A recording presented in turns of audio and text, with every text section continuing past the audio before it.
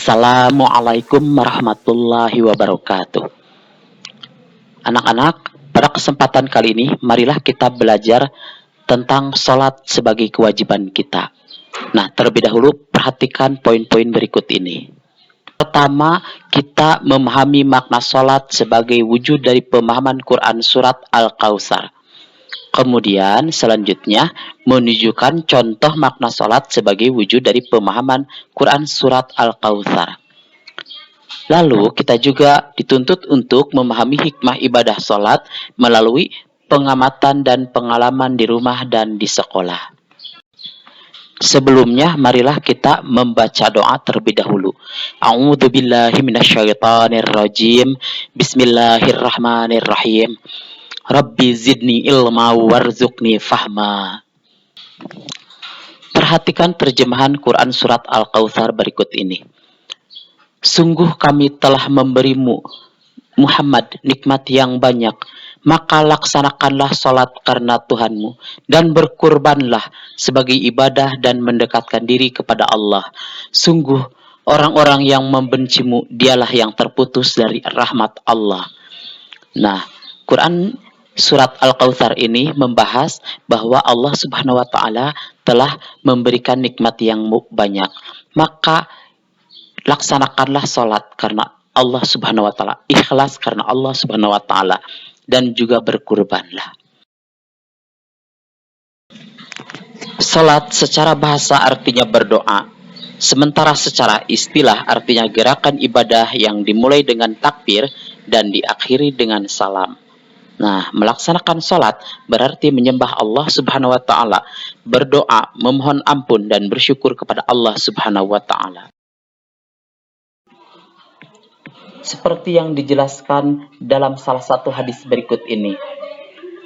Salat adalah tiang agama. Siapa yang menegakkan, maka berarti ia telah menegakkan agama. Dan barang siapa meninggalkannya, maka ia telah merusak agama. Hadis riwayat Al-Baihaqi. Amal ibadah yang pertama kali akan ditanyakan oleh Allah Subhanahu wa Ta'ala di alam akhirat kelak adalah salat kita. Jadi yang pertama kali akan dihisab adalah salat kita. Nah, salat termasuk rukun Islam yang kedua. Jumlah rakaat salat dalam sehari semalam ada 17 rakaat. Orang Islam yang berkewajiban menjalankan salat adalah muslim yang sudah akil balik. Nah, bagi yang belum balik tetapi sudah mulai berumur 7 tahun, ibadah salat seharusnya sudah mulai dilaksanakan. Nah, apakah kamu sudah terbiasa salat 5 waktu? Apa saja keutamaan-keutamaan dari melaksanakan salat? Salat termasuk rukun Islam yang kedua. Kemudian, salat diwajibkan atas muslim-muslimah yang perintahnya disampaikan oleh Allah secara langsung. Salat merupakan amal perbuatan yang pertama kali akan ditanya pada hari kiamat. Salat termasuk amal yang paling disukai Allah. Salat dapat menghapuskan kesalahan dan menghilangkan keburukan. Salat dapat mencegah perbuatan keji dan mungkar. Salat merupakan sarana untuk mendapatkan pertolongan Allah. Berikut ini merupakan hikmah salat. Yang pertama adalah selalu mengingat Allah Subhanahu wa Ta'ala.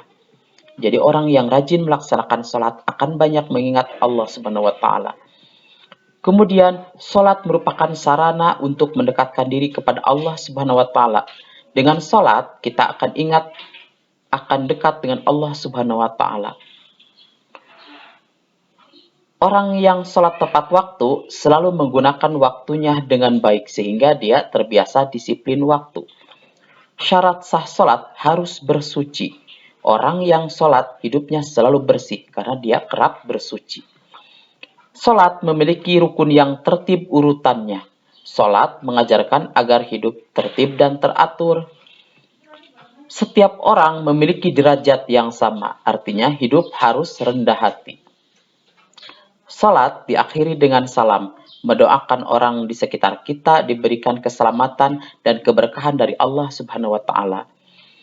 Orang yang salat akan Orang yang sholat akan terhindar dari sifat gelisah, hatinya tenang dan hidupnya tentram. Kemudian, sholat yang berjamaah akan membina rasa kebersamaan, persatuan, dan persaudaraan. Demikianlah pembelajaran kita tentang ibadah sholat.